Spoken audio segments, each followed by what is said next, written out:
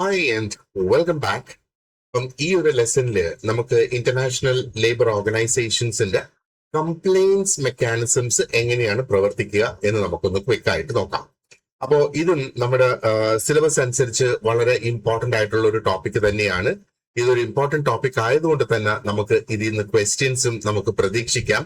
ഇപ്പൊ നമുക്കറിയാം ഓരോ യൂണിറ്റിനും അതിൻ്റെതായ ഒരു ടോട്ടൽ നമ്പർ ഓഫ് ക്വസ്റ്റ്യൻസ് ഉണ്ട് നമുക്ക് കിട്ടാൻ സാധ്യതയുള്ളത്. അപ്പോൾ ഇതിൽ നിന്ന് മൊത്തം 3 മാർക്കിന്റെ ചോദ്യങ്ങളാണ് നമുക്ക് വരിക. അപ്പോ ഇതിൽ നിന്ന് ഒരുപക്ഷെ ഒരു ചോദ്യം നമുക്ക് വരുവാണെന്നുണ്ടെങ്കിൽ ദെൻ അത് ആ ഒരു 3 മാർക്കിലെ ഒരു ചോദ്യം ഇവിടെ അങ്ങ് കവേർഡ് ആകും അല്ലെ.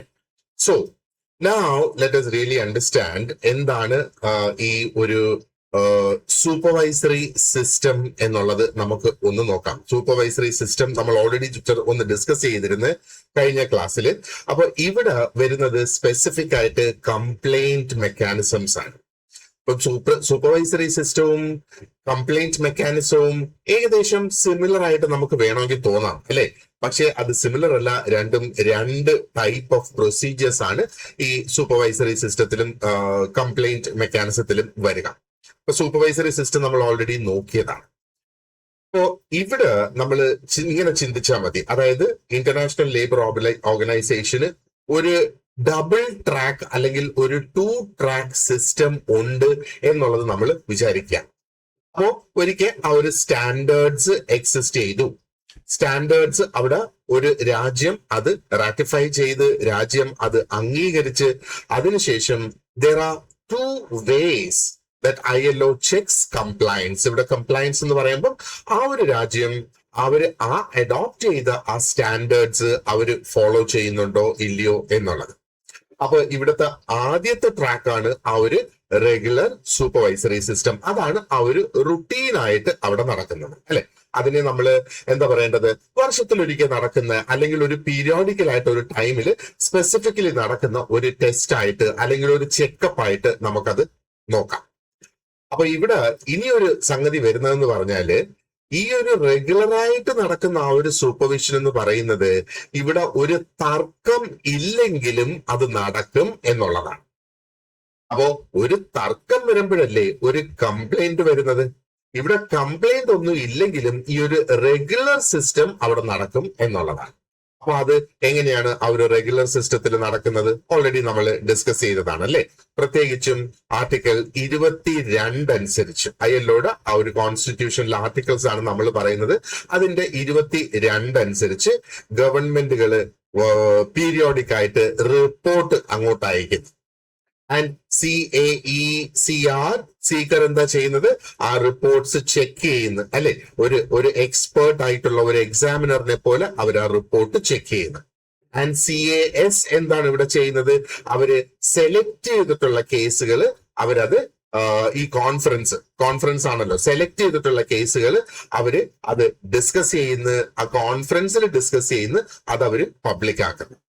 അപ്പോ റെഗുലർ സൂപ്പർവിഷൻ എന്ന് പറയുമ്പോൾ അത് ഒന്ന് സിസ്റ്റമാറ്റിക് ആണ്, ഒന്ന് പീരിയോഡിക് ആണ്, അത് റുട്ടീൻ ആയിട്ട് നടക്കുന്നു എന്നുള്ളതാണ്. ഇവിടെ മനസ്സിലാക്കേണ്ട ഒരു സംഗതി എന്ന് പറയുന്നത് ഈ റെഗുലർ സൂപ്പർവിഷൻ നടക്കുന്നതിന് ആരും ഒരു കേസ് ഫയൽ ചെയ്യേണ്ടതായിട്ടില്ല അല്ലെങ്കിൽ ഒരു കംപ്ലൈന്റ് ഫയൽ ചെയ്യേണ്ടതായിട്ടില്ല.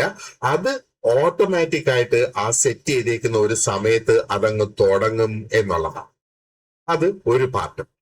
ഇനി രണ്ടാമത്തെ പാർട്ടാണ് നമ്മുടെ സ്പെഷ്യൽ പ്രൊസീജിയേഴ്സ്. അപ്പൊ സ്പെഷ്യൽ പ്രൊസീജിയേഴ്സിന് ഒരു കംപ്ലൈന്റ് വേണം, അതിനൊരു ട്രിഗർ വേണം, എങ്കിലേ ആ ഒരു സ്പെഷ്യൽ പ്രൊസീജിയർ അവിടെ സ്റ്റാർട്ട് ആവുകയുള്ളൂ എന്നാണ് നമ്മൾ മനസ്സിലാക്കേണ്ടത്. അപ്പോ ഈ സ്പെഷ്യൽ പ്രൊസീജിയേഴ്സ് നമ്മുടെ റെഗുലർ സൂപ്പർവൈസറി സിസ്റ്റത്തിൽ നിന്ന് ഡിഫറെന്റ് ആണ്. അവിടുത്തെ ഏറ്റവും പ്രധാനപ്പെട്ട പോയിന്റ് എന്ന് പറയുന്നത് ആരെങ്കിലും ഒരു ഇഷ്യൂ ഫ്ലാഗ് ചെയ്യുക അല്ലെങ്കിൽ ഒരു ഇഷ്യൂ റേസ് ചെയ്യുന്ന ആ ഒരു സമയത്ത്. അപ്പോൾ ഏതൊക്കെയാണ് ഈ സാഹചര്യങ്ങൾ, ആ ഒരു ഇഷ്യൂ റേസ് ചെയ്യുന്ന സാഹചര്യങ്ങൾ, അതിനെ നമുക്ക് ഈ സ്പെഷ്യൽ പ്രൊസീജിയേഴ്സ് ആക്ടിവേറ്റ് ആകാനുള്ള ഒരു ട്രിഗർ എന്ന് വേണമെങ്കിൽ നമുക്ക് പറയാം. അതാണ് ഇവിടെ പറയുന്നത്. ഈ സ്പെഷ്യൽ പ്രൊസീജിയേഴ്സ് എന്ന് പറയുന്നത് is triggered when someone raises an issue. ആരെങ്കിലും ഒരു ഇഷ്യൂ റേസ് ചെയ്യുന്ന സമയത്ത്. അപ്പൊ ഇവിടെ ആരാണ് ഈ ഒരു ഇഷ്യൂ റേസ് ചെയ്യുന്നത്? ഒന്നുകിൽ ഒരു ഓർഗനൈസേഷൻ, അതായത് ഇപ്പൊ നമ്മൾ ആലോചിക്കുക ഇത് ഒരു ഇന്റർനാഷണൽ ഓർഗനൈസേഷൻ ആണ്. ഈ ഇന്റർനാഷണൽ ഓർഗനൈസേഷൻ നിയമങ്ങൾ ഉണ്ടാക്കുന്നു, അത് അതിന്റെ മെമ്പർ സ്റ്റേറ്റ്സിന് അതില് മെമ്പർ സ്റ്റേറ്റ്സ് എന്ന് നമ്മൾ ഉദ്ദേശിക്കുന്നത് അവിടെ രജിസ്റ്റർ ചെയ്തിട്ടുള്ള രാജ്യങ്ങൾ അല്ലെ. അപ്പൊ ആ രാജ്യത്ത് ഏതെങ്കിലും ഒരു ഓർഗനൈസേഷൻ, ലേബറുമായിട്ട് ബന്ധപ്പെട്ട് നിൽക്കുന്ന ഒരു ഓർഗനൈസേഷൻ ഒരു കംപ്ലൈന്റ് റേസ് ചെയ്യുന്നു, അല്ലെങ്കിൽ ആ ഒരു മെമ്പർ സ്റ്റേറ്റ് തന്നെ, മെമ്പർ സ്റ്റേറ്റ് നമ്മളിവിടെ ഉദ്ദേശിക്കുന്നത് അതില് അംഗത്വം എടുത്തിട്ടുള്ള രാജ്യങ്ങളാണ്, ആ ഒരു രാജ്യം തന്നെ അത് കംപ്ലൈന്റ് റേസ് ചെയ്യുന്നു, അല്ലെങ്കിൽ there is a freedom of association complaint that is filed. നമുക്കറിയാം ഫ്രീഡം ഓഫ് അസോസിയേഷൻ വളരെ ഇമ്പോർട്ടന്റ് ആയിട്ടുള്ള ഒരു സംഗതിയാണ്. അത് ആ ഫ്രീഡം ഓഫ് അസോസിയേഷൻ ഉള്ളത് കൊണ്ടാണ് യൂണിയൻ പോലെയൊക്കെയുള്ള സംഗതികൾ ഫോം ചെയ്യാനായിട്ട് സാധിക്കുക.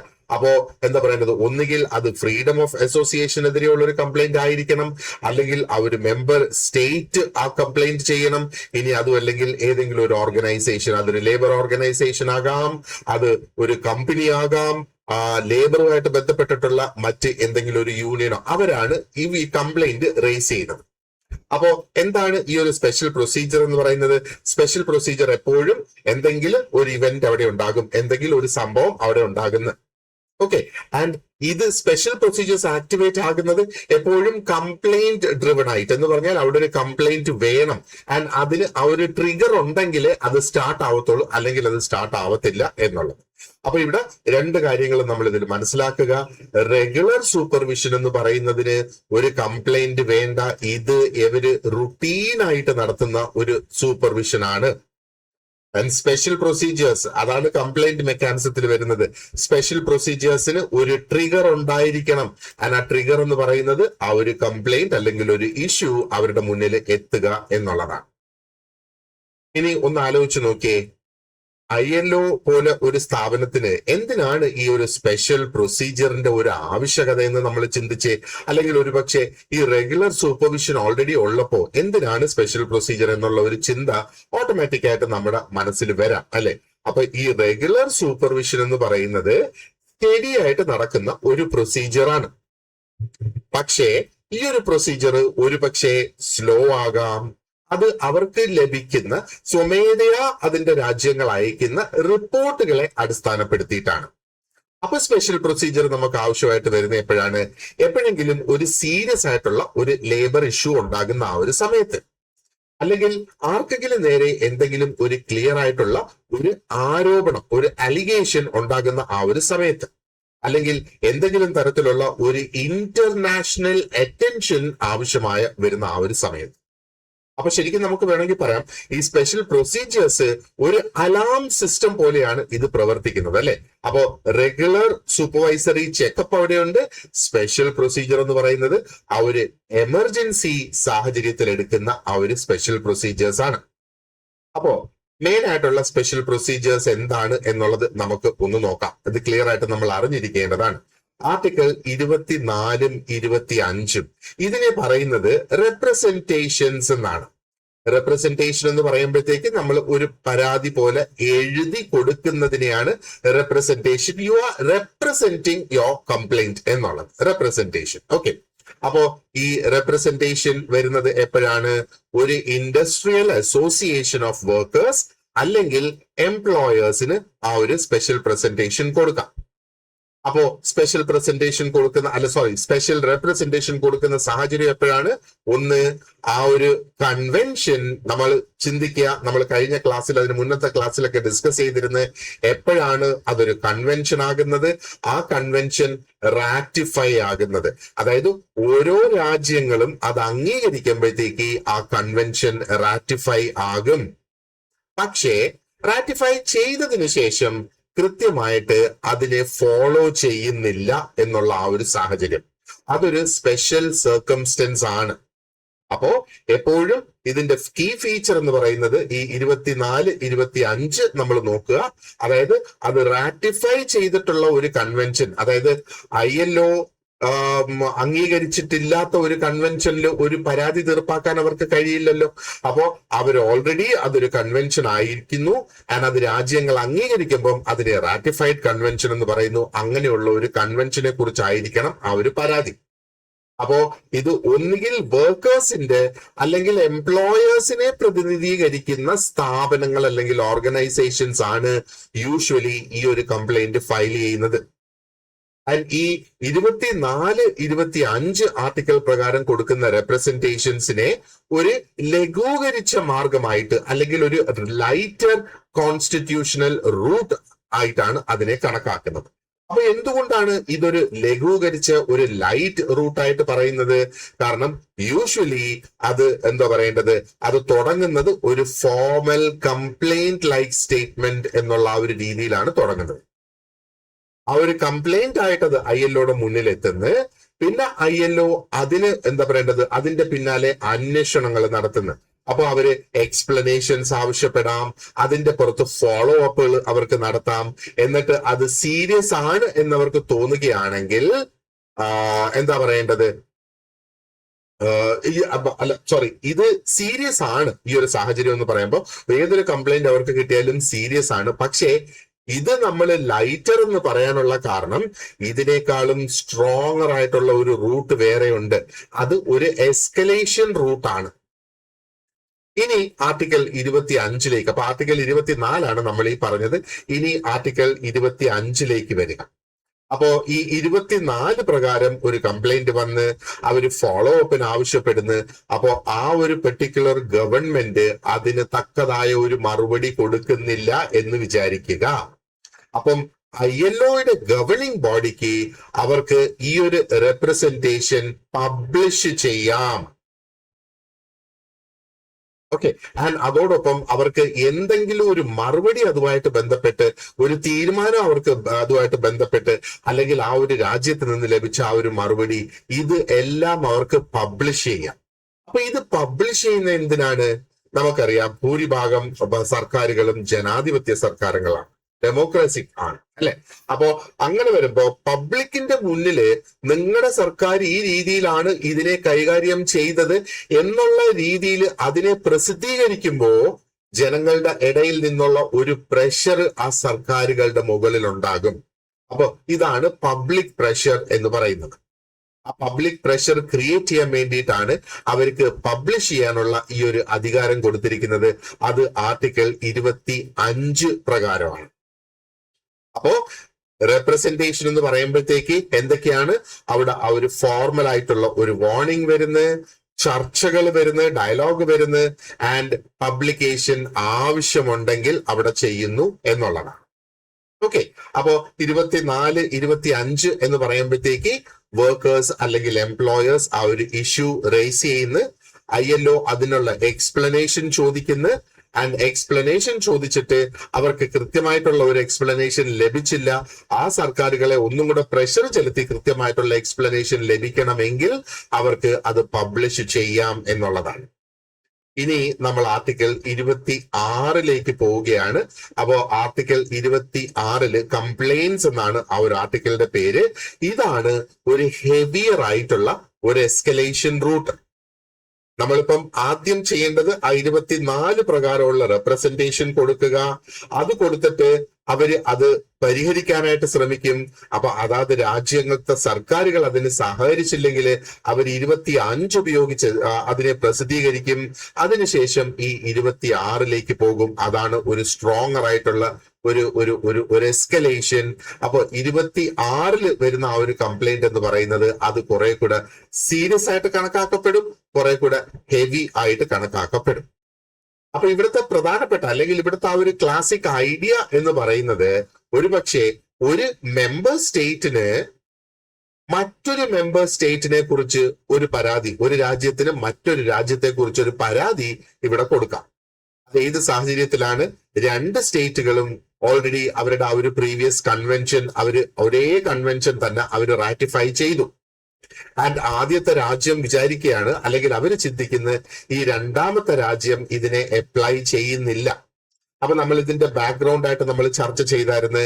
ഇതിനകത്ത് മെമ്പേഴ്സ് ആയിട്ടുള്ള എല്ലാ രാജ്യങ്ങളും ആ കൺവെൻഷൻസിനെ റാറ്റിഫൈ ചെയ്തിട്ട് അവരത് അപ്ലൈ ചെയ്യാതെ ഇരുന്നാൽ അത് രാജ്യങ്ങൾ തങ്ങളിലുള്ള വാണിജ്യ കോമ്പറ്റീഷനെ അത് ബാധിക്കും, അല്ലെ? അപ്പൊ ആ ഒരു സ്റ്റാൻഡേർഡ്സ് നിലനിർത്താതെ പ്രൊഡക്ഷൻ നടത്തുമ്പോൾ ഒരുപക്ഷെ ഒരു രാജ്യത്തിന് വില കുറച്ച് മറ്റൊരു രാജ്യം പ്രൊഡ്യൂസ് ചെയ്യുന്ന അതേ പ്രോഡക്റ്റ് അവർക്ക് പ്രൊഡ്യൂസ് ചെയ്യാനായിട്ട് കഴിയും. അപ്പൊ അത് അന്താരാഷ്ട്ര വിപണിയിൽ എത്തുമ്പോഴത്തേക്ക് ആ എന്താ പറയേണ്ടത് നിയമങ്ങളൊന്നും ഫോളോ ചെയ്യാതെ തൊഴിലാളികളുടെ അവകാശങ്ങളൊന്നും നൽകാതെ വളരെ കുറച്ച് ശമ്പളം കൊടുത്ത് അവരെ കൊണ്ട് ജോലി ചെയ്യിപ്പിക്കുന്ന രാജ്യങ്ങൾക്ക് അത് വില കുറച്ച് വിൽക്കാനാകും. അപ്പൊ അവിടെ കോമ്പറ്റിഷൻ ഹെവി ആവത്തില്ല, കോമ്പറ്റിഷൻ സ്ട്രോങ് ആവത്തില്ല, അല്ലെങ്കിൽ ഒരു ഫെയർ കോമ്പറ്റിഷൻ അവിടെ നടക്കുന്നു, ന്യായമായ ഒരു കോമ്പറ്റിഷൻ അവിടെ ഇല്ല എന്നുള്ളത് വേണമെങ്കിൽ നമുക്ക് അന്നേരം പറയാം അല്ലെ. അപ്പോ ആർട്ടിക്കിൾ 26 എന്താ പറയേണ്ടത്, സ്പെഷ്യൽ ആക്കിയാണ് അതിന്റെ ആ ഒരു എസ്കലേഷൻ പവറിൽ. ആൻഡ് ഈ എന്താ പറയേണ്ടത് ILO ഇതിനെ തുടർന്ന് ഒരു വളരെ സ്ട്രോങ് ആയിട്ടുള്ള ഒരു ഇൻവെസ്റ്റിഗേഷനും അവർക്ക് ലോഞ്ച് ചെയ്യാം. ഓക്കെ, അപ്പോ നമ്മൾ ഓർക്കുക, ഇവിടെ ആദ്യത്തെ സ്റ്റെപ്പ് എന്ന് പറയുന്നത് ഒരു ലൈറ്റ് സ്റ്റെപ്പാണ്. അപ്പൊ അവിടെയാണ് ആ ഒരു റെപ്രസെന്റേഷൻ പോലെ, ഒരു പരാതി പോലെ അവിടെ കൊടുക്കുന്നത്. ആർട്ടിക്കിൾ 26 എന്ന് പറയുന്നത് കുറച്ചും കൂടെ ഹെവി ആയിട്ടുള്ളത് ഒന്നാണ്. ആൻഡ് പിന്നെ വരുന്നതാണ് ഈ കംപ്ലൈന്റ്സ്. അതിലൊരു കമ്മീഷൻ ഓഫ് എൻക്വയറി അവർക്ക് സ്ഥാപിക്കാം. ആ കമ്മീഷൻ ഓഫ് എൻക്വയറി എന്ന് പറയുന്നതാണ് ഏറ്റവും ഹെവിയസ്റ്റ് ആയിട്ടുള്ള, ഹയസ്റ്റ് ആയിട്ടുള്ള investigation outside the ILO system. അപ്പോ അത് ആ ഒരു രാജ്യത്തിന്റെ പുറത്ത് വരുന്ന ആ ഒരു ഇൻവെസ്റ്റിഗേഷൻ ആണ്. ILOയുടെ ഇൻവെസ്റ്റിഗേഷൻ സിസ്റ്റത്തിനകത്ത് ഏറ്റവും ഹെവി ആയിട്ട് വരുന്ന ഇൻവെസ്റ്റിഗേഷൻ ആണ് ഈ ഒരു കമ്മീഷൻ ഓഫ് എൻക്വയറി വെച്ച് അവർ നടത്തുക എന്നുള്ളത്. അപ്പോ ആർട്ടിക്കിൾ 26 നമ്മൾ എത്തുമ്പോൾ ചിന്തിക്കുക, അത് ജസ്റ്റ് ഒരു ചർച്ചയല്ല, ഒരു ഫോർമൽ എൻക്വയറി എന്ന ആ ഒരു നിലയിലേക്ക് അവരത് മാറും എന്നുള്ളതാണ്. അപ്പൊ ഇനി അഥവാ PSC ചോദിക്കുകയാണ്, ആർട്ടിക്കിൾ 26 പ്രകാരം വരുന്ന കംപ്ലൈന്റ് സ്ട്രോങ് ആണ്, ഹെവി ആണ് എന്ന് കരുതുന്നത് എന്തുകൊണ്ടാണ്? കാരണം അത് കൂടുതൽ ഫോർമൽ ആയിട്ടുള്ളതാണ്. അത് ആണ് അവിടുത്തെ ഒരു എസ്കലേഷൻ പ്രോസസ് എന്ന് പറയുന്നത്. ആൻഡ് ഒരു പക്ഷേ അതൊരു പ്രധാനപ്പെട്ട ഒരു ഇന്റർനാഷണൽ, അന്താരാഷ്ട്ര പ്രശ്നമായി മാറിയേക്കാം എന്നുള്ളത് കൊണ്ടാണ് അത് അങ്ങനെ വരുന്നത്. ഓക്കെ, ഇനി ഈ ഒരു ഫ്രീഡം ഓഫ് അസോസിയേഷൻ ട്രാക്ക്. അപ്പോ ഈ freedom of association track handled by CFA എന്താണ്?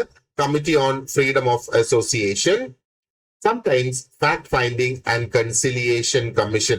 അത് ചിലപ്പോൾ ഫാക്ട് ഫൈൻഡിങ് കമ്മീഷൻ ആയിട്ടും കൺസിലിയേഷൻ കമ്മീഷൻ ആയിട്ടും അത് പ്രവർത്തിക്കും എന്നുള്ളതാണ്. അപ്പോ ഇവിടെയും സ്പെഷ്യൽ ആണ്. കാരണം ഈ ഫ്രീഡം ഓഫ് അസോസിയേഷൻ, അല്ലെങ്കിൽ നമുക്കതിനെ FA എന്ന് പറയാം, അതും ഒരു കോൺസ്റ്റിറ്റ്യൂഷണൽ പ്രിൻസിപ്പിൾ തന്നെയാണ് ILOനെ സംബന്ധിച്ചിടത്തോളം. അപ്പൊ ഇത് മൂന്നാമത് ഒരു ട്രാക്കാണ്. നമ്മൾ ആദ്യം ഡിസ്കസ് ചെയ്ത 24-25 ഒരു ട്രാക്ക്, 26 മറ്റൊരു ട്രാക്ക്. അല്ല, ആ റെഗുലർ സൂപ്പർവൈസറി സിസ്റ്റം എന്നിട്ട് കംപ്ലൈന്റ് മെക്കാനിസം വരുന്നത്. അപ്പൊ ഇത് അതിൽ രണ്ടിൽ നിന്നും വ്യത്യസ്തമായ ഒരു മൂന്നാമത് ഒരു ട്രാക്കാണ്. അപ്പൊ ഈ ഫ്രീഡം ഓഫ് അസോസിയേഷൻ അല്ലെങ്കിൽ FA എന്നുള്ളതിനെ സ്പെഷ്യൽ ആയിട്ട് തന്നെയാണ് കണക്കാക്കുന്നത്. കാരണം ILOയെ സംബന്ധിച്ചിടത്തോളം ഇത് ഒരു ILOയുടെ തന്നെ ഒരു കോർ ആയിട്ടുള്ള ഒരു കോൺസ്റ്റിറ്റ്യൂഷണൽ പ്രിൻസിപ്പിൾ ആണ്. അതായത് ഫ്രീഡം ഓഫ് അസോസിയേഷൻ ഉണ്ടാവുക എന്നുള്ളത്, അല്ലെ. ഇത് ILOയെ സംബന്ധിച്ചിടത്തോളം ആ ഒരു ഫൗണ്ടേഷൻ സ്റ്റോൺ തന്നെയാണ് എന്ന് വേണമെങ്കിൽ നമുക്ക് പറയാം.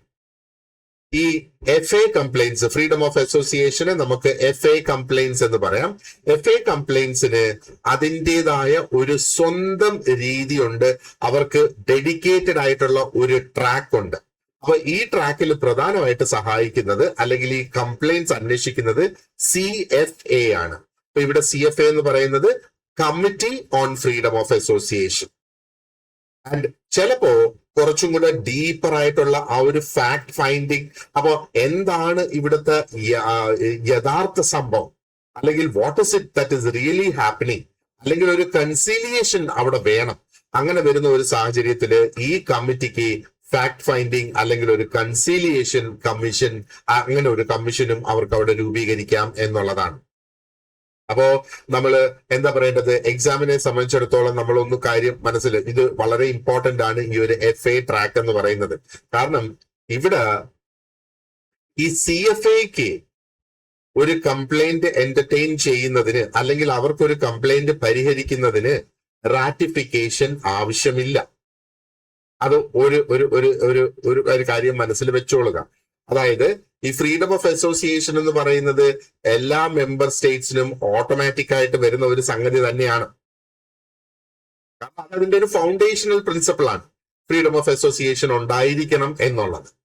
അപ്പോ ഈ ഫ്രീഡം ഓഫ് അസോസിയേഷനെ ബേസ് ചെയ്തൊരു കംപ്ലൈന്റ് വരുന്നതിന് അതാത് രാജ്യങ്ങള് അത് റാറ്റിഫൈ ചെയ്യണ്ട എന്നുള്ളതാണ്. അവിടെ ഒരു റാറ്റിഫിക്കേഷൻ ആവശ്യമായിട്ടില്ല.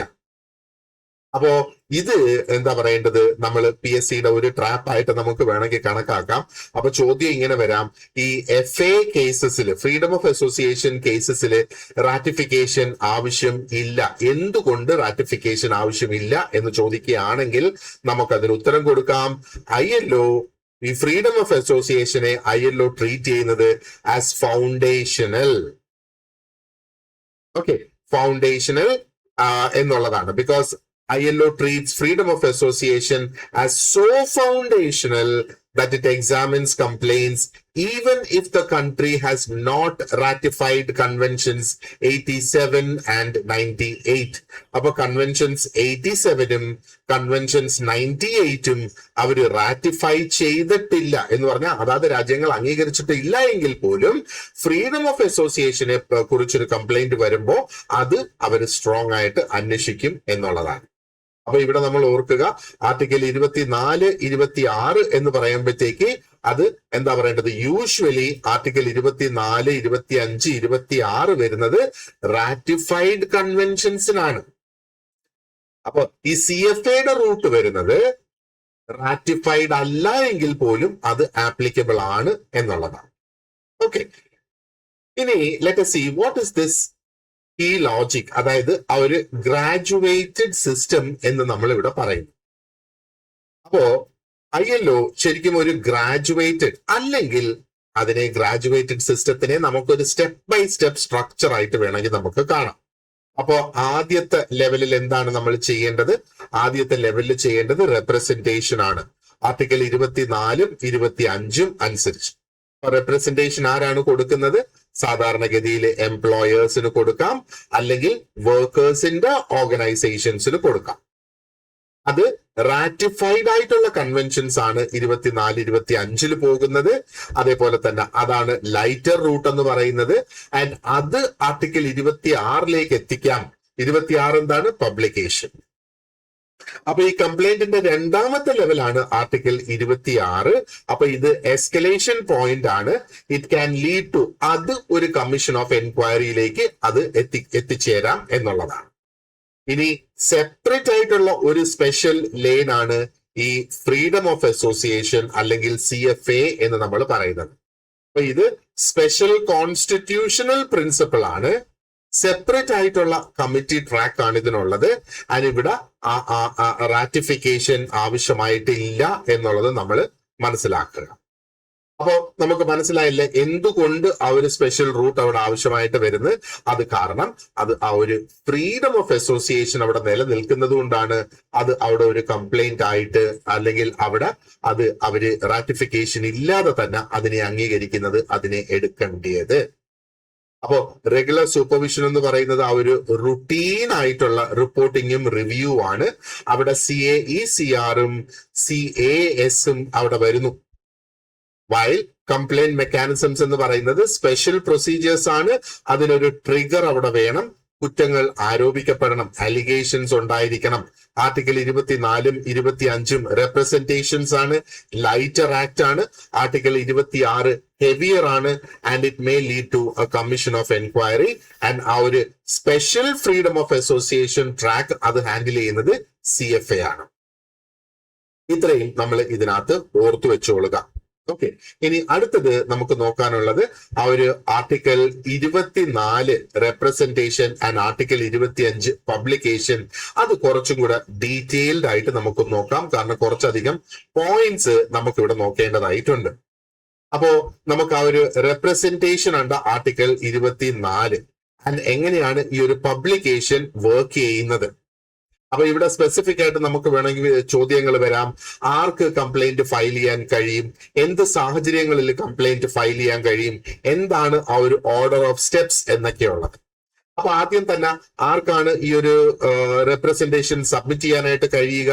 എന്ത് അടിസ്ഥാനത്തിൽ ആ ഒരു റെപ്രസെന്റേഷൻ സബ്മിറ്റ് ചെയ്യാം എന്ന് ചോദിക്കുകയാണ് എന്നുണ്ടെങ്കിൽ ആർട്ടിക്കിൾ 24 അനുസരിച്ച് representations can be send to ILO by an Industrial Association of Employers അത് സ്ഥാപനങ്ങളുടെ അസോസിയേഷൻ ആണ്, കമ്പനികളുടെ അസോസിയേഷൻ, അല്ലെങ്കിൽ an industrial association of workers, ജോലിക്കാരുടെ അസോസിയേഷൻ. അപ്പൊ ഇവിടെ ഏതെങ്കിലും ഒരു വ്യക്തിയല്ല, ഒരു NGO അല്ല ഈ കംപ്ലൈന്റുകൾ അയക്കുന്നത്. ഇവിടെ ഇൻഡസ്ട്രിയൽ അസോസിയേഷൻ എന്നുള്ളത് രണ്ടിലും ഇമ്പോർട്ടന്റ് ആണ്. ഒന്നുകിൽ ഇൻഡസ്ട്രിയൽ അസോസിയേഷൻസ് വർക്കേഴ്സിനുള്ളത്, അല്ലെങ്കിൽ ഇൻഡസ്ട്രിയൽ അസോസിയേഷൻ സ്ഥാപനങ്ങൾക്ക്, ഓർഗനൈസേഷൻസിന് ഉള്ളത്. എന്തിനെ കുറിച്ചാണ് ഇവിടെ വരുന്ന ആ ഒരു കംപ്ലൈന്റ് എന്നുള്ളത്? They must allege that a member state failed to secure effective observance of a convention. അപ്പോ ആ ഒരു സ്റ്റേറ്റ് ഓൾറെഡി ആ കൺവെൻഷനെ അംഗീകരിച്ചിട്ടുണ്ട്, അതായത് അവർ റാറ്റിഫൈ ചെയ്തിട്ടുണ്ടെങ്കിൽ, റാറ്റിഫൈ ചെയ്താൽ അവരത് ഫോളോ ചെയ്യണമെന്നാണ് നിയമം. അത് അവര് ആ ഫോളോ ചെയ്യുന്നില്ല എങ്കിൽ ആ സാഹചര്യത്തിൽ ഇവിടെ ഈ കംപ്ലൈന്റ് റേസ് ചെയ്യും. അതിന്റെ അർത്ഥം എന്ന് പറയുന്നത് ഈ കൺവെൻഷൻ, അതായത് കൺവെൻഷൻ റാറ്റിഫൈഡ് എന്ന് പറയുമ്പോൾ നമ്മൾ മനസ്സിലാക്കണം കൺവെൻഷൻ ആ രാജ്യം അംഗീകരിച്ചു എന്നുള്ളത്. പിന്നെ എന്താണ് ILOയുടെ ഈ ഒരു കംപ്ലൈന്റ് കിട്ടിക്കഴിഞ്ഞാൽ അത് പോകുന്നത് ILOയുടെ ഗവർണിംഗ് ബോഡിക്കാണ് അത് പോകുന്നത്. അപ്പോ ഗവർണിംഗ് ബോഡി പിന്നെ എന്താണ് ചെയ്യുന്നത്? ആ ഒരു representation, they communicate the representation to the government. തിരിച്ച് ആ ഗവൺമെന്റിന് അയച്ചിട്ട് അവര് ഗവൺമെന്റിന്റെ കയ്യിൽ നിന്ന് ഒരു റിപ്ലൈ, അതിനാണ് ദേ ഇൻവൈറ്റ് എ സ്റ്റേറ്റ്മെന്റ് എന്ന് പറയുന്നത്, റിപ്ലൈ ആവശ്യപ്പെടും. ഇനി ആർട്ടിക്കിൾ 25 ആ ഒരു പബ്ലിക്കേഷൻ എപ്പോഴാണ് അത് അവർക്ക് പബ്ലിഷ് ചെയ്യാനായിട്ട് സാധിക്കുക? അപ്പോ ഇവിടെ ദ ഗവൺമെന്റ് ഒരുപക്ഷെ അതിന് റിപ്ലൈ കൊടുത്തിട്ടുണ്ടാകും. പക്ഷെ ഇങ്ങനൊരു സാഹചര്യം ചിന്തിച്ചു നോക്കിയേ, ഒരു റീസണബിൾ ആയിട്ടുള്ള ന്യായമായ ഒരു സമയപരിധിക്കുള്ളിൽ ആ ഒരു സ്റ്റേറ്റ്മെന്റ് തിരിച്ചു വന്നില്ല, അല്ലെങ്കിൽ അവർക്ക് ലഭിച്ച ആ സ്റ്റേറ്റ്മെന്റ് എന്ന് പറയുന്നത് ഒട്ടും അംഗീകരിക്കാൻ കഴിയുന്ന അല്ലെങ്കിൽ സാറ്റിസ്ഫാക്ടറി ആയിട്ടുള്ള ഒരു എക്സ്പ്ലനേഷൻ അല്ല. അങ്ങനെ വരുമ്പോഴാണ് ആർട്ടിക്കിൾ 25 പോകുന്നത്. ആ ഒരു എന്താ പറയേണ്ടത്, ഗവർണിംഗ് ബോഡിക്ക് അത് പബ്ലിഷ് ചെയ്യാം. അപ്പോ അവർക്ക് ഒറിജിനലി കിട്ടിയ കംപ്ലൈന്റ് ആണല്ലോ റെപ്രസെന്റേഷൻ എന്ന് പറയുന്നത്, അതിനെയും പബ്ലിഷ് ചെയ്യാം. ആൻഡ് അവർക്ക് കിട്ടിയ ആ ഒരു റിപ്ലൈ ഉണ്ടല്ലോ ഗവൺമെന്റിൽ നിന്നുള്ളത്, അതിനെയും പബ്ലിഷ് ചെയ്യാം എന്നുള്ളതാണ്.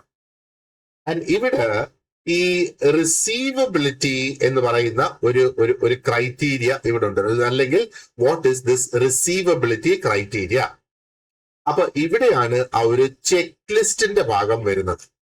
ഒരു റെപ്രസെന്റേഷൻ ആക്സെപ്റ്റഡ് ആകാൻ അതിനെയാണ് റിസീവബിൾ എന്ന് പറയുന്നത്. അതായത് ഒരു റെപ്രസെന്റേഷൻ, ഒരു പരാതി അവരുടെ അടുത്ത് എത്തി, ആ പരാതി അംഗീകരിക്കപ്പെടണമെങ്കിൽ അത് എങ്ങനെയായിരിക്കണം എന്നുള്ളതാണ്. ഒന്ന്, ഇറ്റ് ഷുഡ് ബി റിട്ടൻ, അത് എഴുതിയ പരാതി ആയിരിക്കണം. ആ പരാതി വരുന്നത് ഒന്നുകിൽ ഒരു ഇൻഡസ്ട്രിയൽ അസോസിയേഷനിൽ നിന്നായിരിക്കണം.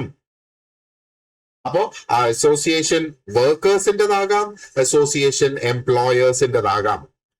അതിനകത്ത് സ്പെഷ്യൽ ആയിട്ട് മെൻഷൻ ചെയ്തിട്ടുണ്ടാകണം ഇത് ആർട്ടിക്കിൾ 24 പ്രകാരമാണ് ഈ ഒരു കംപ്ലൈന്റ് റേസ് ചെയ്യുന്നത്. ആൻഡ് എന്താണ് ആ ഒരു ILO മെമ്പറിനെ കുറിച്ചുള്ള എന്താ പറയേണ്ടത്, അല്ലെങ്കിൽ അവർക്കുള്ള കൺസേൺ, അവരുടെ പ്രശ്നം എന്താണ് എന്ന് ക്ലിയർ ആയിട്ട് സ്റ്റേറ്റ് ചെയ്യണം. And refer to the convention of the convention the member is a party to, ആൻഡ് അത് റാറ്റിഫൈ ചെയ്തതായിരിക്കണം. നോക്ക്, കൺവെൻഷൻ ആണ് ILO രാജ്യങ്ങൾക്ക് വേണ്ടി എടുക്കുന്ന തീരുമാനങ്ങൾ. ഈ കൺവെൻഷൻസ് അതാത് രാജ്യങ്ങളിലേക്ക് അയക്കുന്നു.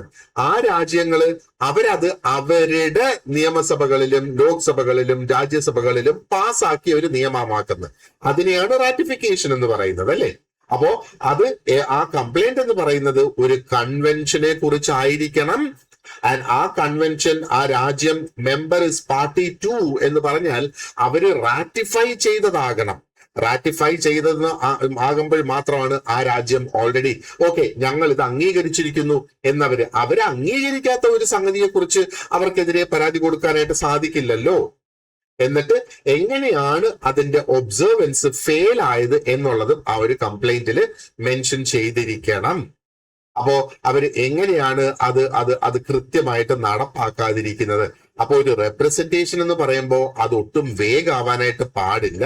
അത് വളരെ കൃത്യമായിട്ട് എങ്ങനെയായിരിക്കണം, എന്തൊക്കെ ഇൻഫർമേഷൻ ഉണ്ടായിരിക്കണം ആ റെപ്രസെന്റേഷനിൽ എന്നുള്ളത് വളരെ വ്യക്തമായിട്ട് അതിനകത്ത് മെൻഷൻ ചെയ്തിട്ടുണ്ടാകണം. അപ്പോൾ ഇനി നമുക്ക് ക്വിക്ക് ആയിട്ടൊന്ന് നോക്കാം അവരുടെ ആ ഒരു പ്രൊസീജിയറിന്റെ ആ ഒരു ഫ്ലോ എന്താണ് 24 25 അനുസരിച്ച്. അപ്പോൾ ആദ്യം ILO ഓഫീസിൽ ആ ഒരു കംപ്ലൈന്റ് കിട്ടുന്ന സമയത്ത് അവര് അതിനെ എക്നോളജ് ചെയ്യുന്നു, നമുക്ക് ഈ കംപ്ലൈന്റ് കിട്ടി എന്നുള്ളത് അവർ അറിയിക്കുന്നു. എന്നിട്ട് അവര് അതാത് സർക്കാരുകളെയും അത് അറിയിക്കുന്നു.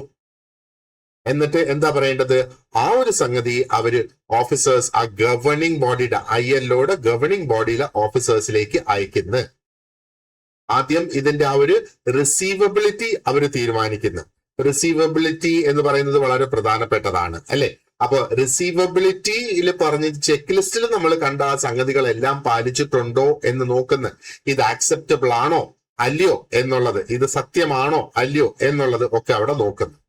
റിസീവബിൾ ആണെങ്കിൽ അവര് ആ ഒരു ട്രൈ പാർട്ടിയേറ്റ് കമ്മിറ്റിയിലേക്ക് പോകുന്നു, അല്ലെങ്കിൽ ആ ഒരു ട്രൈ പാർട്ടിയേറ്റ് കമ്മിറ്റി സെറ്റപ്പ് ചെയ്ത് അതിനെ എക്സാമിൻ ചെയ്യുന്നു. ഇനി അതും അല്ലെങ്കിൽ if it relates to trade union rights, trade union rights ആണ് ഈ ഒരു എന്താ പറയേണ്ടത്, അസോസിയേഷൻ റൈറ്റ്സ് ഓഫ് അസോസിയേഷൻ എന്ന് നമ്മൾ പറഞ്ഞില്ലേ, അത് ട്രേഡ് യൂണിയൻ. അപ്പൊ ട്രേഡ് യൂണിയൻ ആണല്ലോ ലേബറേഴ്സിന് അല്ലെങ്കിൽ ജോലിക്കാർക്ക് ഒത്തുകൂടാനുള്ള ആ ഒരു സ്ഥാപനങ്ങളാണല്ലോ ട്രേഡ് യൂണിയൻസ് എന്ന് പറയുന്നത്. അപ്പൊ ട്രേഡ് യൂണിയനെ ബന്ധപ്പെട്ടിട്ടുള്ള ഒരു കംപ്ലൈന്റ് ആണെങ്കിൽ അത് ആ ഒരു മൂന്നാമത് റൂട്ടിലേക്ക് പോകും. അതാണ് ആ ഒരു CFA അല്ലെങ്കിൽ committee on freedom of association. നോക്ക്, ഫ്രീഡം ഓഫ് അസോസിയേഷൻ എന്ന് പറയുമ്പോഴത്തേക്ക് ട്രേഡ് യൂണിയനുകൾ രൂപീകരിക്കാനും അതാത് രാജ്യങ്ങളിൽ പ്രവർത്തിപ്പിക്കാനുമുള്ള അവകാശമാണ് ഈ ഫ്രീഡം ഓഫ് അസോസിയേഷൻ എന്ന് പറയുമ്പോഴത്തേക്ക് അല്ലെ.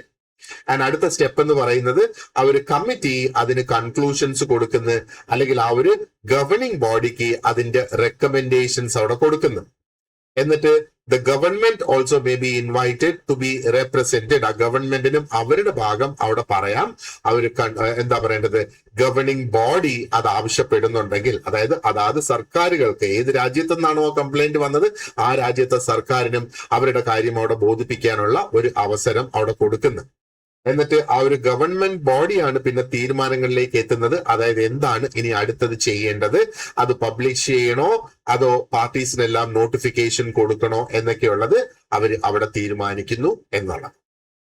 ഇനി ഈ ഒരു കൺസിലിയേഷന്റെ ആ ഒരു പോസിബിലിറ്റി എന്താണ്, ഒരു ഒത്തുതീർപ്പാണ് ശരിക്കും ഇവിടെ ഈ കൺസിലിയേഷൻ കൊണ്ട് ഉദ്ദേശിക്കുന്നത്.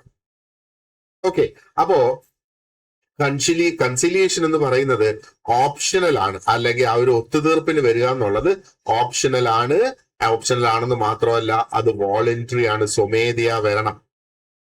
അതായത് രാജ്യങ്ങളുടെ താല്പര്യം നിലനിർത്തിക്കൊണ്ടാണ്. അപ്പൊ രണ്ട് സൈഡും ഇവിടെ എഗ്രി ചെയ്യണം. കംപ്ലൈന്റ് കൊടുത്തതും കംപ്ലൈന്റ് ആർക്കെതിരെ കൊടുത്തു, സർക്കാരിനെതിരെ കൊടുത്തു. അപ്പോ അവര് എന്താ പറയേണ്ടത്, ആ ഒരു കംപ്ലൈന്റ് അസോസിയേഷൻ, കംപ്ലൈനന്റ് അസോസിയേഷൻ, ഏത് അസോസിയേഷൻ ആണോ കംപ്ലൈന്റ് കൊടുത്തത് അവരും അവിടെ ഉണ്ടാകണം. അതാത് രാജ്യങ്ങളുടെ സർക്കാരും അവര് തങ്ങളിൽ ചർച്ച നടത്തി ഒരു കൺസിലിയേഷൻ, ഒരു ഒത്തുതീർപ്പിലേക്ക് എത്തുന്നു എന്നുള്ളത്. അങ്ങനെ വരുമ്പം ILOയ്ക്ക് ആ ഒരു കൺസിലിയേഷനിൽ എത്തുവാണെന്നുണ്ടെങ്കിൽ എന്താ പറയേണ്ടത്, ILOയ്ക്ക് ടെമ്പററി ആയിട്ട് they can suspend examining the merits, അതായത് ആ ഒരു ട്രൂത്ത് പാർട്ട്. അവര് തങ്ങളിൽ ഒത്തുതീർപ്പിൽ എത്തുവാണെന്നുണ്ടെങ്കിൽ ILOയ്ക്ക് പിന്നെ ആ ഒരു ഇൻവെസ്റ്റിഗേഷൻ ടെമ്പററി ആയിട്ട് സസ്പെൻഡ് ചെയ്യാം 6 മാസം വരെ. എന്നിട്ട് അവര് വീണ്ടും അത് പരിശോധിക്കും എന്നുള്ളതാണ്. മറ്റെന്തെങ്കിലും മെഷേഴ്സ് അവിടെ വേണോ, അല്ലെങ്കിൽ അവര് എന്താ പറയേണ്ടത്, ആ ഒരു നാഷണൽ കൺസീലിയേഷൻ കൊണ്ട് അത് നടപ്പാകുന്നുണ്ടോ, അത് ഓക്കെ ആയോ എന്നൊക്കെയുള്ളത് അവർക്ക് അവിടെ തീരുമാനിക്കാനായിട്ട് സാധിക്കും എന്നുള്ളതാണ്. അപ്പോ ഏകദേശം ഇത്രയധികം നമുക്ക് മനസ്സിലായല്ലോ. അപ്പൊ ഇത് ആർട്ടിക്കിൾ 24 25 ബേസ് ചെയ്ത് നടക്കുന്ന സംഗതികളാണ് നമ്മൾ ഇതുവരെ ഡിസ്കസ് ചെയ്തത്. ഇനി നമുക്ക് നോക്കാനുള്ളത് ആർട്ടിക്കിൾ 26 അതിനകത്ത് വരുന്ന ആ ഒരു കംപ്ലൈന്റും ആ ഒരു കമ്മീഷൻ ഓഫ് ഇൻക്വയറി റൂട്ടുമാണ്. നമുക്ക് ഒന്നും കൂടെ ഡീറ്റെയിൽഡ് ആയിട്ട് അതിന്റെ സ്റ്റെപ്സും കാര്യങ്ങളൊക്കെ ഒന്ന് പരിശോധിച്ച് പോകേണ്ടത്. അത് നമുക്ക് അടുത്ത ലെസണിൽ ഡിസ്കസ് ചെയ്യാം. So let us wind up this part of the lesson here. Thank you very much for watching and you have an excellent day ahead. See you in the next class.